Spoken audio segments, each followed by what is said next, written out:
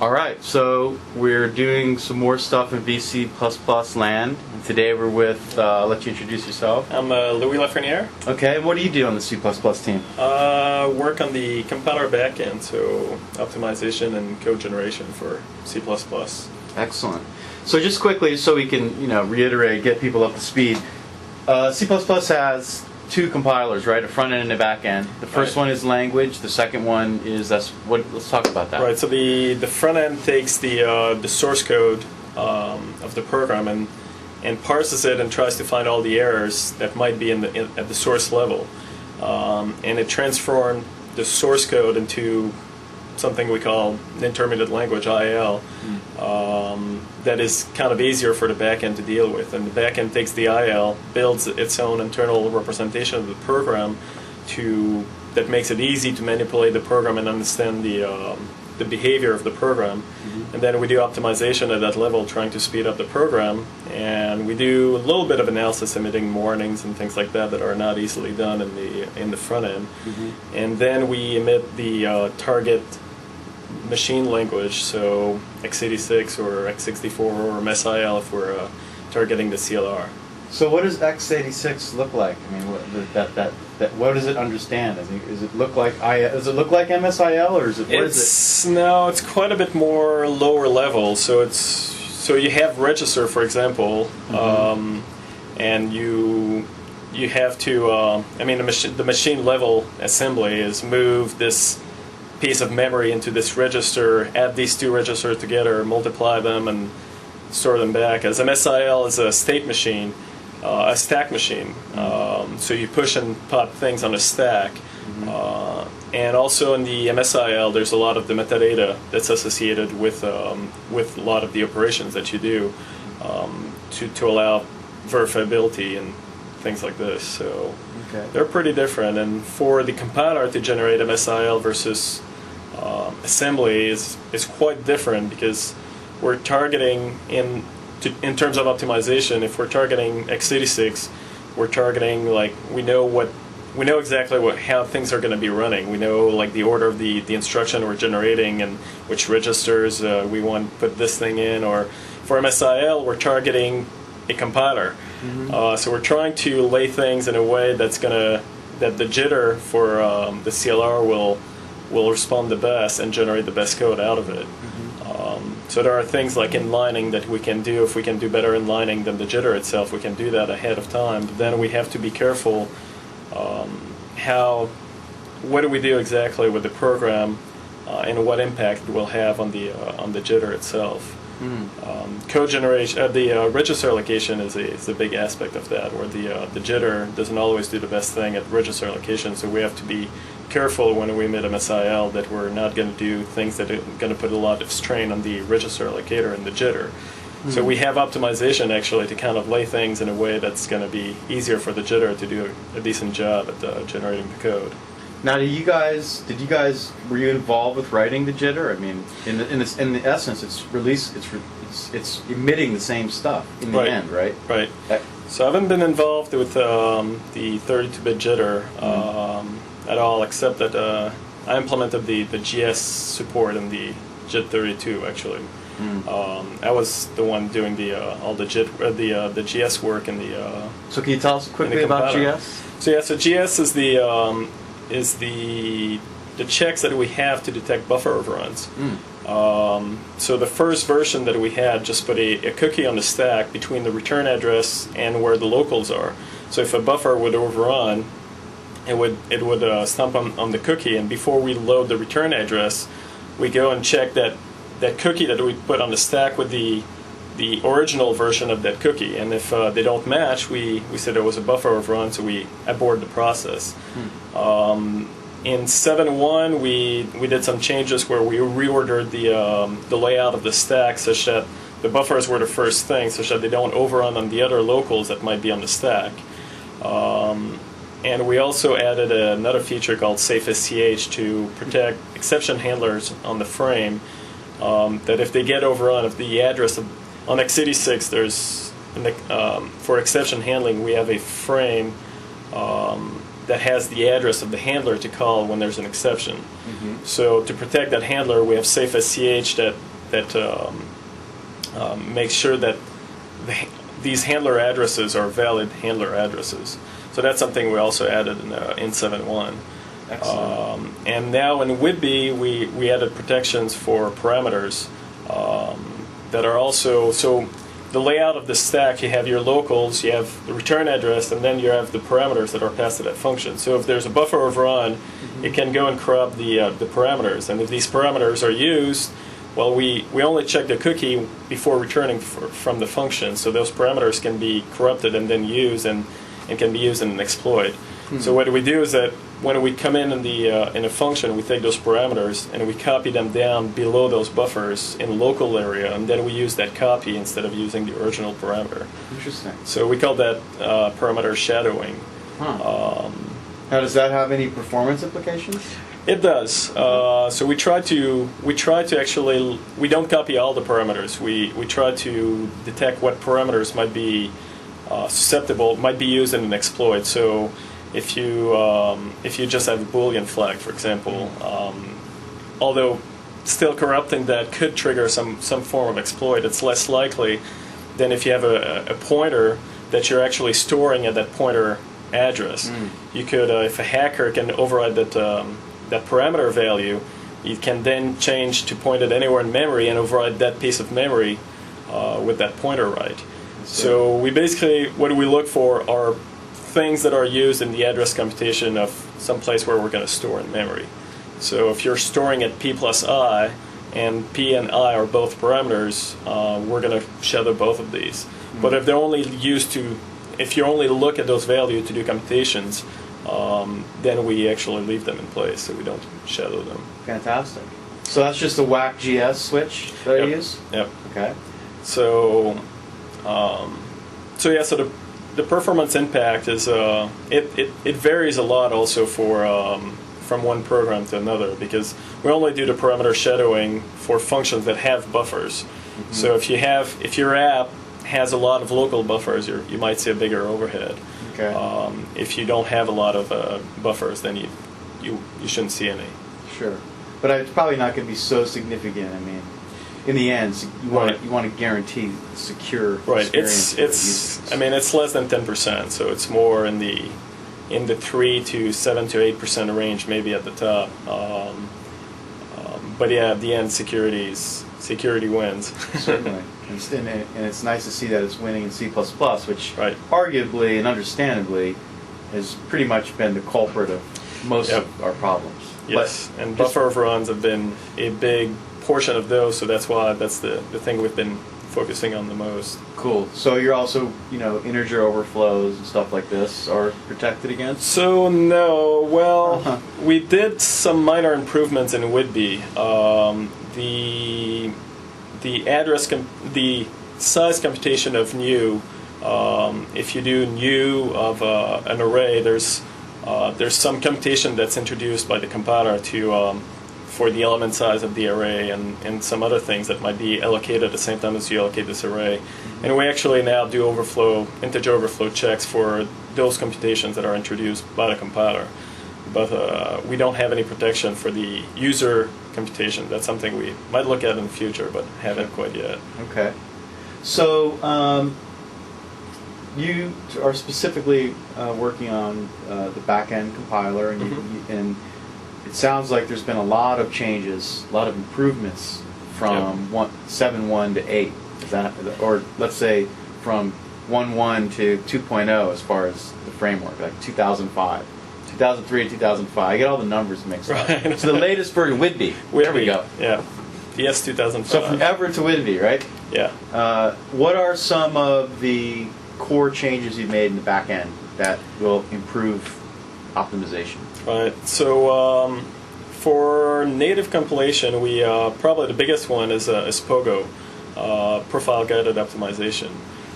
So we added the ability for you to instrument your application and run it over a scenario that's common, and we gather profile info on that application, and then we reuse you recompiled your app a second time, and now we use the data that we collected during the profiling, and that allows a lot of optimizations that you can't do without that profile info. For example, one of the most significant one is that we'll take all of your hot code and put it all together, all that code adjacent to each other, and all the cold code we'll put somewhere else in the image. So when you're running, you're keeping your cache hot, and all the pages that are loaded contain all your hot code. We'll also determine for you what code should be compiled for speed versus size. So all the hot code will be compiled for speed, and the cold code, to minimize paging and all that, is compiled for size. We can improve the inlining decisions because we know which call path are hot. And a lot of the any optimization in the compiler that's heuristic based can be improved basically using the profile info. We've also done some improvement to the LTCG optimization, the whole program optimization. Okay. So it's what we call link time cogen. The way link time cogen works is so we have the front end that runs, produces IL. Then the backend is called, and that pass of the backend, when we're doing LTCG, so you compile it with /GL, takes all that IL from the front end and puts it in the object file. So instead of doing the real compilation at that time and putting ASM code in the object, we actually just put the IL. And then when the linker is called to link all the objects together, any of them that contain IL, the linker passes them to the backend, and the backend does the code generation at link time. And the advantage of that is that we have the whole, anything that was compiled GL, we have in our scope all at the same time. Instead of just seeing one module at a time, we can see the whole program. The linker can also tell us that if we have a function foo, it can tell us that function foo is not called by any of the other objects or libraries that are being linked with. So you can change the calling convention, do anything you want with it. Cool. And so we introduced LTCG in VC 7.0, so VS.NET, and then we improved it in 2003, and then we've added some significant improvement in 2005.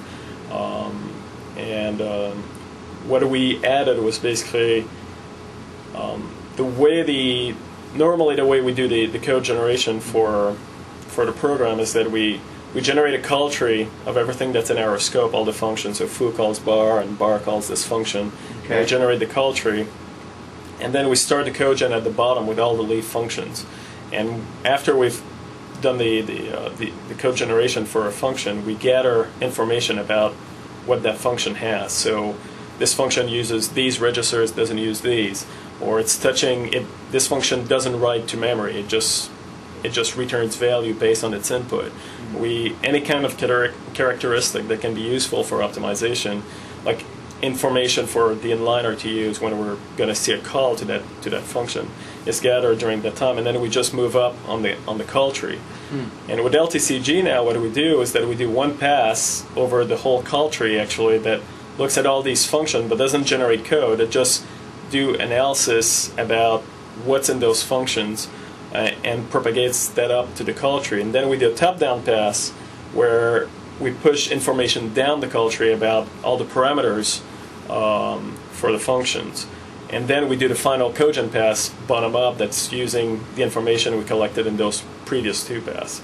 So we actually visit the program 3 times, the whole program basically 3 times before we actually do the code generation. Wow. And that allows us to do a lot of optimization that we were not able to do before, like if a function is always passed this value as one of its parameter, we'll just get rid of the parameter and use that value when we do the cogen for that actual function. And it really improves the inlining decision and a lot of other information like this that we can use to generate better code. Since you used the term decision, the question is, first there's 2 questions. What did you write the backend in, right? And what optimizes that code? Right. And sort of the the circular reference. And then also, Um, what else was I going to ask? Well, we can just start with that. This Right. second one. So the backend is actually mostly written in C. Okay. So I've been working on that backend for a long time. Actually, I've been working on it for 15 years now. 15 at Microsoft. At Microsoft. Wow. On the 32-bit backend. I started at Microsoft. I was hired to work on the first compiler backend for 32-bit. Wow. And that one was written all in C, of course. And in about 95 for VC50, we totally rewrote the backend at that point, and there was a lot of debate whether it should be written in C or in C++. And there was a lot of old timers and they wanted to use C, so we actually rewrote the whole thing in C again. Wow. But there's some C++ code now. Some of the newer code has been written in C++. And now let's talk about that. I mean, because it's interesting. What was the advantage of C? I mean, C++ you get objects, exceptions. You get a nicer model, don't you? I think it was mainly from those old timer guys that, and I mean, being compiler guys, we're really we want performance. We want our code to be fast, and C just hides a lot less. From you know exactly what's happening in C. You're in control of everything. In C++, there's a lot of things that are hidden, and I think it's that fear that people had of not having our code being fast because of all these things that are hidden. Okay. But that was 10 years ago, and I mean, speed is not quite as important as it used to be, and also we've just learned a lot about C++, and now we're writing a lot more code in C++, and at the same time we're learning how to do better C++ optimization. I think in the end we should have written it in C++ just to better tune the compiler for C++ and understand it ourselves better. Absolutely. Since you're compiling C++. Right. And we're rewriting a new compiler framework now called Phoenix, and that one is all written in C++. Yes. So. Well, I had a conversation with Jim Hogg a couple of weeks ago, Right. as part of the series that will be on Channel 9. Right. That's a fantastic piece of engineering. Right. So we have NRVO, for example, is one optimization we added in Whitby. That's a very C++ optimization. Probably something we should have had a long time ago. But it's for when you return an object by value. The standard way of doing that is typically your function will create an object locally in the stack and fill up all the value for that object and set it up, and then you want to return that object. Well, to return it, you have to call a copy constructor to copy it to the return site, and then you destroy the local object. So what NRVO does is that you, instead of creating a local object that you're going to have to copy, why not just create the object you're going to return in the first place? So we actually just save one object, construction and destruction. So it's Cool. it's a pretty useful optimization. Excellent. And so 15 years working on the back end. Yeah. That's incredible. So what brought you to Microsoft, just out of curiosity? I was in college, and I'm from Quebec. I'm French Canadian, All right. and so I got a job offer from Microsoft, and I'm like, well, yeah, moving to the West Coast, moving to the United States, that'll be fun. Could try that for 2 or 3 years, and then come back home, and kind of fell in love with the Northwest and with Microsoft and compilers. I didn't know all that much about compilers before, but it ended up being right into the kind of computer science work that I like, which is with compilers everything is pretty low level, and there's a lot of some pretty hard algorithm to solve, and hard problems, and also we're kind of like, we control most of our environment. We're not dependent on a lot of outside DLLs, and except when we're targeting the CLR, and then this is a new world where we're not in 100% control of our world. Sure. But those are pretty much the things that I really like about compiler work. Excellent. Now let's, going back to the second question I was going to ask, which is based on the decision algorithms that you're doing in the compiler. So how does that work? Like, where is the thinking stored? In other words, you're going through this code, you're understanding that, you know, this happens, and which could invoke this, which means that may be better if I put it all in this place. Right. That's an algorithm. That's thinking in a sense. What form does that take? Is it that's really what I'm asking. Well, so we have data structures to store that info. So we have the compiler. There's probably the three main data structures. Is the IR, which is the representation of the current function that we have, and then there's the symbol table, which is information about all the symbols and function, all the global variables, all the functions, and the local variable, and then we have a call tree, which tells us who calls who and about all the different call sites in the program. So a lot of that like the whole program information, for example, is all stored in the call tree, so that we can visit the call tree and figure out all that info when we have a function call, and there's a bunch of different callees, then we know all the info about those functions. But it's basically a matter of finding the right algorithm and the right data structure to then encode the information and process it. And there's a lot of compiler research that's been done, so that's also useful. We go look at a research paper and see what has been done. Totally. And of course, you have to target multiple platforms, right? Yep. And so that's a challenge. We basically have 4 platforms. We have x86, x64, i64, and then the CLR. And I'm not talking about all the WinC platforms that our team doesn't actually do, but they're using our compiler framework, our compiler, to actually implement those targets. And Xbox. So what's the most challenging platform to target? i64 for sure. i64. Yeah. Okay. i64 is very complex architecture, and also the architecture is designed to rely a lot on the compiler to do the smarts. So on x86, the chip will reorder instructions before they actually, as they're being processed, to maximize the throughput in the machine. It also the x86 language has very few registers, but internally inside the machine there's a lot of registers, and the machine will rename if you define a register and use it and redefine it again, it will use 2 different physical registers to represent those, such that these instructions can then be reordered independently. On i64, everything is sequential inside the CPU, and everything is relied on the compiler to lay things out in a way to maximize the throughput in the machine. So that's one of the challenge, but also there's functionality in the machine that are fairly hard to take advantage of, but you kind of want to take advantage of to have the full potential of the machine. So, for example, you have a way to you can hoist loads that would normally you would not be able to hoist them because they might interfere.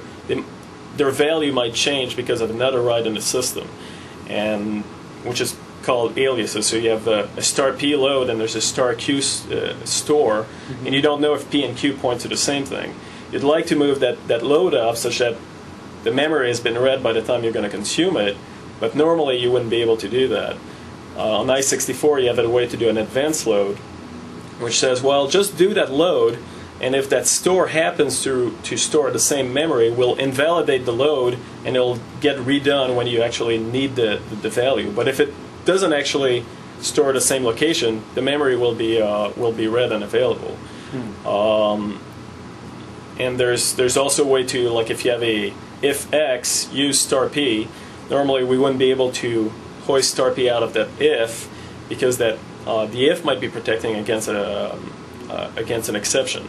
But there's a way to hoist that star P and say, well, if there's an exception, wait until inside the if to actually take the exception. And if you don't go in the if, you never take the exception. So there's a lot of mechanics like that in the chip that allow a lot of functionality that allows to really take advantage of the chip. But there's always trade-offs when you use these things.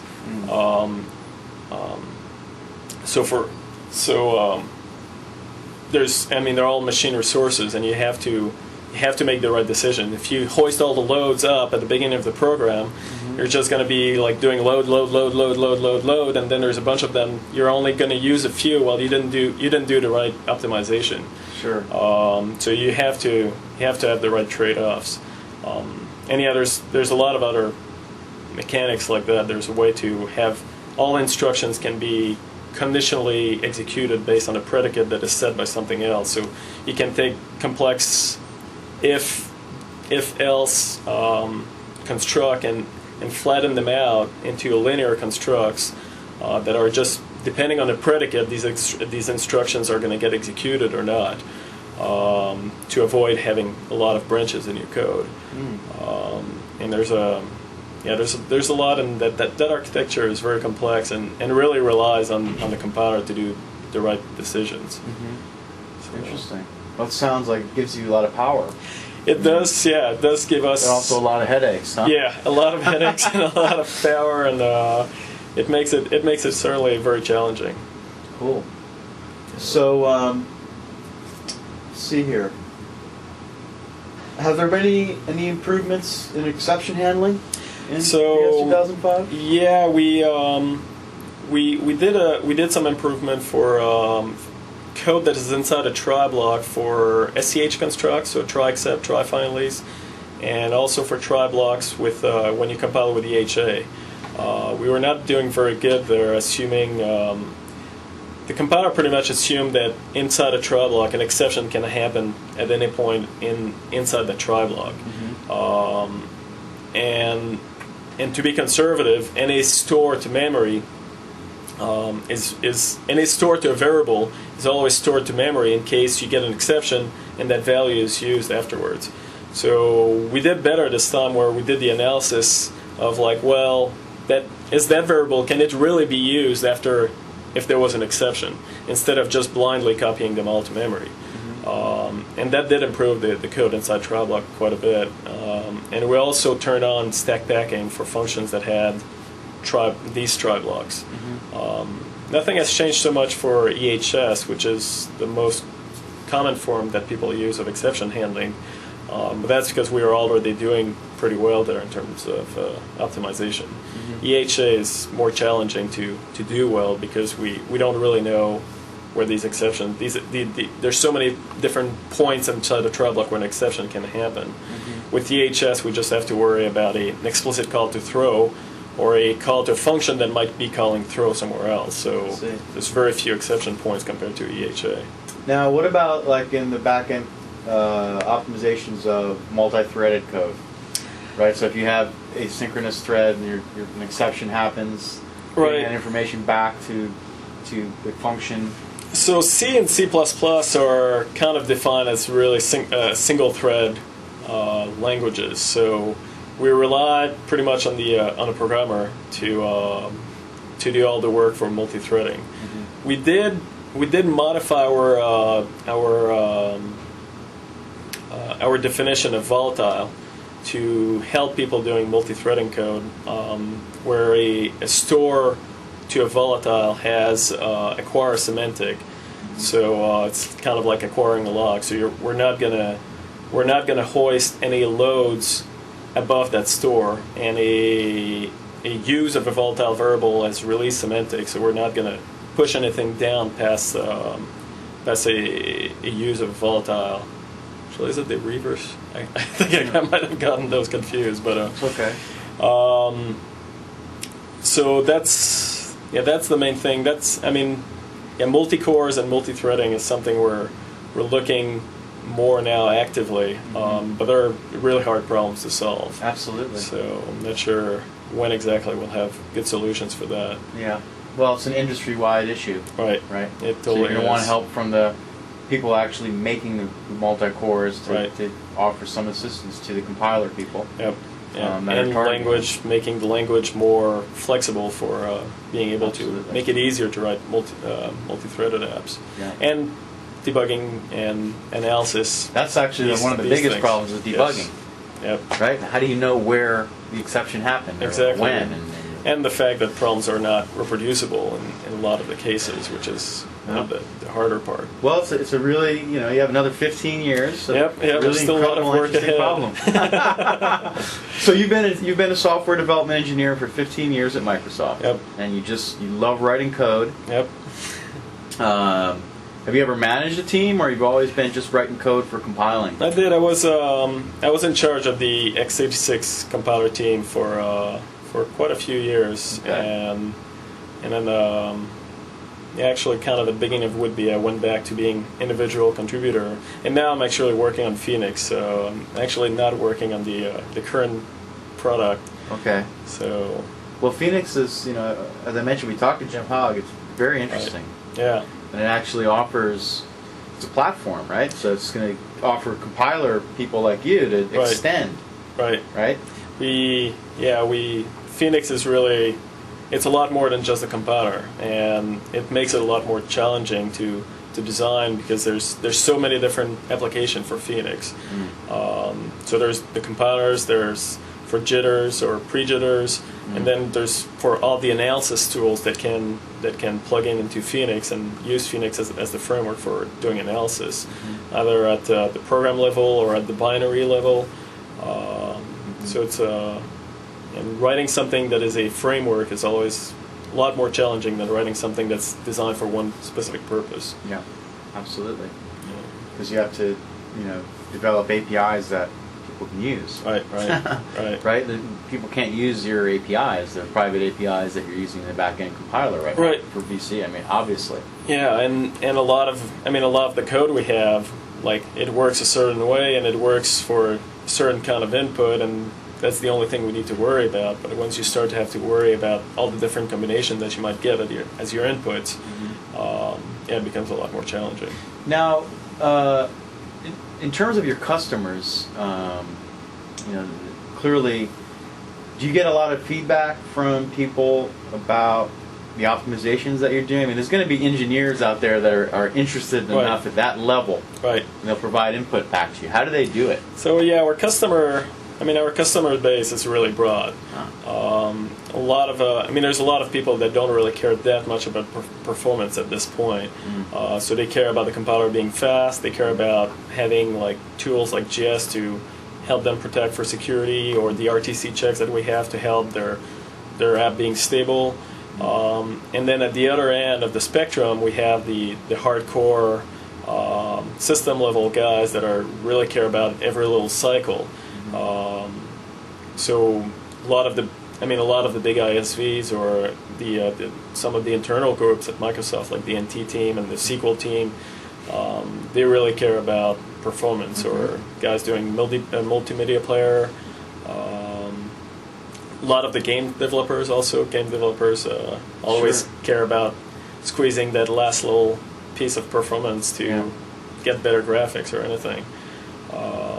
And so how do they, I guess the other way to ask the question would be, how do they help you optimize their code better? And I'm not necessarily talking about sending you an email and giving you a stack dump or something or whatever, you will be able to understand about where you could be not optimizing correctly, which that wouldn't be the case. But what can they do? A lot of that is, a lot of it is that. Is we get feedback from people like, I've got this construct that we use a lot, and the code that you generate is not optimal. You could do this and this and this, and a lot of the time we go back and it's like, well, we can't do that because we're not allowed because there's aliasing here or there's something going on. But a lot of other cases, we just get a lot of new ideas this way. That this is something that'd be interesting to do, and try to see if it's hard or not. But I think it's, in terms of the compiler, we have like these big list of things we know we can do, and it's just like as we go over the years, it's like trying to expand the scope of all the optimizations that we can do. A lot of them are hard to implement. Hard to implement well. And also there's always the compile time restriction that we don't want to take weeks to compile your application. So it's always a balance of like, what's the cost benefit? Like how hard is it going to be to implement this optimization? How much benefit we're going to get out of it, and how much compile time is it going to cost? So are you doing? I mean, clearly you're working with people over in research, right? I mean, because this is pretty much computer science, what you're doing, right?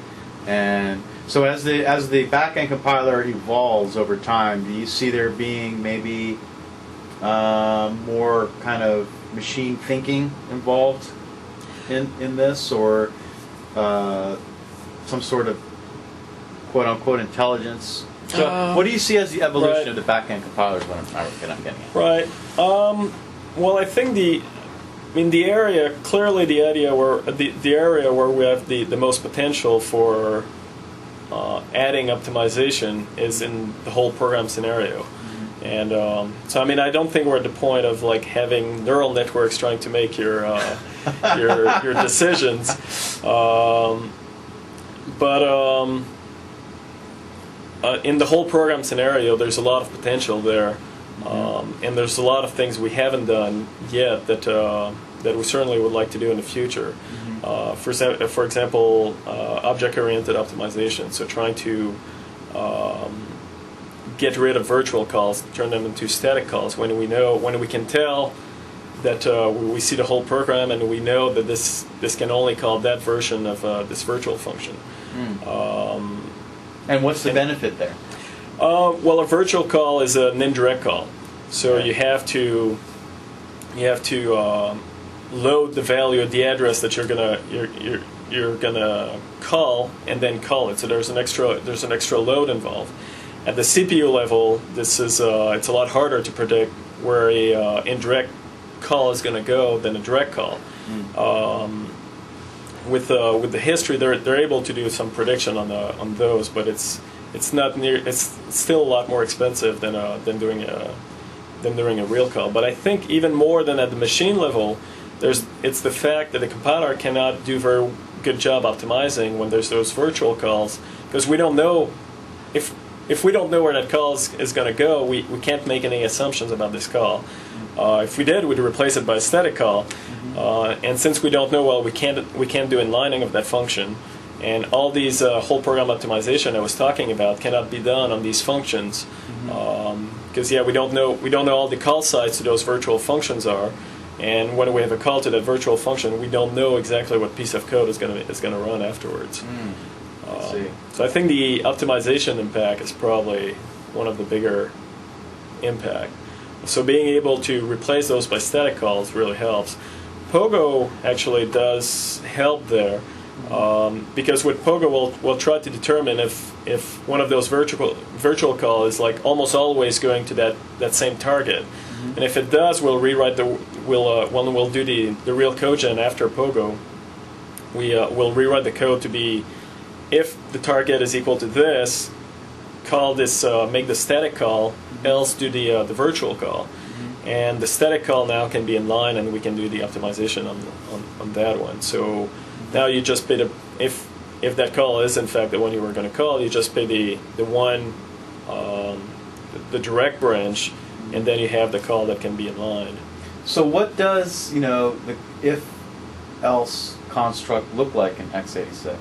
I mean, what does it look like? I mean, because you're talking about talking to a processor, right? Right. So the pretty little squigglies and the syntax that we're used to way up in programmer land. Right. So what does it, like a simple construct like that? If this, do this. What would that look like? So typically, ifs are not just if this. So that's one of the issue. They usually it's a if this or this and this. Exactly. And so for every one of these construct, there's a compare branch pair that's being generated on x86 and x64. And so you basically end up, you have two values that you compare for equality or greater than or something like that. That sets a condition flag that tells you the properties of what happened when those two values were compared, and then there's a branch that uses that condition flag, and it's depending what kind of compare you were doing. If you're looking for equality, there's an equality bit that's set, or greater, or something like that. So we test these flags, and then we, if the branch is true, it goes to the target. Otherwise, it just keeps going. So for an if statement, you have the true path. We'll have the code right there for the true path, and the else path would be at the target of the branch. And at the end of the if sequence of block, you'll have a direct jump that will jump over the else part, and then it will meet back at the bottom. Interesting. So it's really, when you say if the condition is met, it's just a linear, just a list of instructions. Yeah. That processor do this, processor do that. Exactly. Allocate this memory, or perform this computation, which is going to actually hit a sub-processor, right? The the number cruncher. Right. So it's all just a matter of just machine instructions. Yep. That just the processor is asked to perform, Right. and then returns back to you something. And the reason, that's the thing, the reason branches sometimes are problematic in the chip is that the chip has a lot of instruction it's processing in flight, and when it gets to a branch, it has to try to make a decision. Well, it can stop there and just wait for all the other instruction to finish, such that it knows exactly where that branch is going to go, or it can start fetching, make decision one of the two paths this branch might go, and start fetching some of these instructions. And if the prediction is right, then that branch is pretty much free. But if it's wrong, it has to undo all these instructions, flush them out, and then start on the other path that it didn't think was the right path. Interesting. And again, Pogo can actually help there by reordering those branches to make sure that the path that's most likely to be taken is going to be the one that the chip is going to choose, at least the first time it sees that code. So, no, I mean, that's a pretty good point. I mean, the chip does runtime optimizations as well. Right. I mean, so for branch prediction, there's static branch prediction, there's dynamic branch prediction. So the first time the chip sees a branch, it has to make a static decision whether that branch should be taken or not. And the algorithm they usually use is that if the branch is branching up in the code, it's probably a loop, and loops usually iterate a few times, so it'll assume that branch is taken. If it's a forward branch, it'll assume it's not taken, that it falls into the code. So for us, if we can lay out the code such that static branch prediction can be accurate, it can help. But then the machine also record history about these branches, such that the second time it sees that branch again, it will have information whether, like if last time that branch was taken, well, there's a good chance it'll be taken again. But sometimes branches follow a pattern of like taken, not taken, taken, not taken, and it will actually remember that history and figure out these patterns. So there's a lot of smarts that is put in the chips for these things.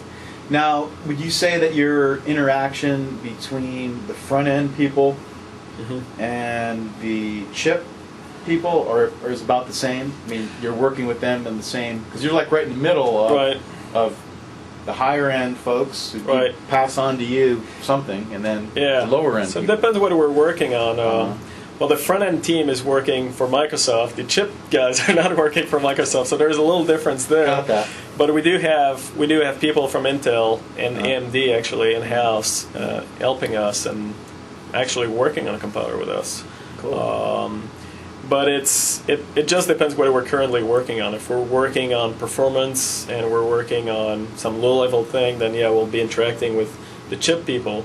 If we're working on a feature that's more language-based or some new functionality for the compiler, we're a lot more likely to talk to the front end or the library guys too, the CRT guys. So, but now when we move into the world of multi-core, it seems like you're just going to have the language folks, and I'm including them in the front end, and then you, and then the multi-core chip makers, whoever they are, that we want to target. Yep. You're going to be doing a lot of work together, right? Yep. I mean, but I think the place where we have the most work to do is at the language level, because again, C++ are designed to be single thread, and anything that's multi-threaded, it's not our fault. Sure. So it's totally in the hands of the programmer right now, and Yeah. I think that's something where we really need to help programmer, making it easier to write multi-threaded code. So, and be able to target the power of multi-core, right? Right. And that's so clearly. And at some point in time, I'm sure there's something interesting that we'll be able to talk about on Channel 9 regarding language enhancements. And we already had a conversation in the managed world. There's a really kind of elegant solution with. Well, it's not a solution. It's a very interesting idea. It's port-based. It's called the coordination and concurrency runtime. It's a port-based model where you don't directly work with threads in your code. You don't think of it that way. You think of it as opening a port and telling it to do something, and you're writing code basically that looks like it's in line and not really having to worry about. It takes care of all of the plumbing for you. Right. Some great work that's been done, and they're part of the robotics team right now. Actually, you were asking me if we did anything for multi-threading, and I did forget one important feature that we did, which is OpenMP. Yeah, we did have OpenMP support to Whitby. And what does that mean? So OpenMP is language features actually to help writing multi-thread programs. So you can set a loop, you can mark a loop as being a parallel loop that can be done in parallel, and you tell the runtime some property about which variables are shared and which ones should be private. And you can also do it over a bigger region of code. Okay. It doesn't make it. I wouldn't say it removes all the problems with doing multi-threading. One of the bigger advantage of OpenMP is that it's portable across platform. It's a standard and it is portable. Sure. So it allows you to write your source code and not making it be Windows dependent. And it's also a slightly more elegant syntax than just calling Win32 APIs. But that's the thing. I think there's a lot more work that needs to be done to make it easier to avoid the pitfall of multi-threading. Sure. But I mean, for example, when you're a compiler developer or a kernel developer, you kind of have a really excellent understanding of locks and stuff like that. Right. I mean, you're an engineer to the degree where you live and breathe. I mean, you're definitely writing multi-threaded code in the back-end compiler. Actually, we're not. You're not. We're not. So in other words, when you are calling an algorithm to do, so in other words, you're doing everything in line. Yep. And it's. Why is that? Why? Just out of curiosity. Wouldn't it be faster to have? It would be. I mean, one of the thing is, for the past few years and releases of the product, we've been doing a lot of work for managed code, and it's been a big focus of our work, and it's just a matter of priorities. Sure. So we've done a lot of work for managed, and that's taken a lot of the time for the team, and then we wanted to still progress on native code and add some features and add some performance, and changing the backend to be multi-threaded is certainly a feature we'd love to do.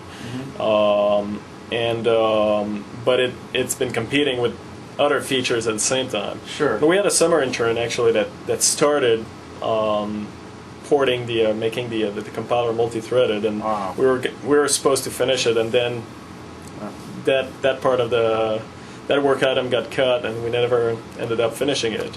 Sure.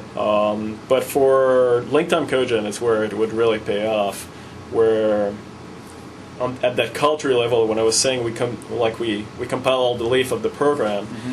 So instead of making the algorithms that we have multi-threaded, what we would do is we would compile two independent functions at the same time, and it'd be pretty interesting. It would be. It would really help the compile time, especially for optimized builds. Well, that'll be something to target in the future. It's an interesting idea. An incoming feature. I don't know when, but eventually we'll have multi-threaded compiler for sure. Phoenix is multi-threaded now, so we're working in that direction. But yeah, it just competes with other features right now. And we always say towards the end of these interviews you've been doing with your team is, your team, particularly you guys, you're optimizing Windows. Right. You're optimizing Office, you're optimizing SQL, you're optimizing all these applications that everybody uses, i.e. everything. Yep. That is pretty amazing. Yeah. That must make you feel sort of proud. Yeah, that's that's what I see when if we do some optimization that speeds code by 2%, we're speeding like all of Windows code, all of Office code, all these things at the same time. We add a feature like JS to improve security that spreads that security benefit all across the board. Fantastic. So, well, great. Well, it's been a pleasure talking to you.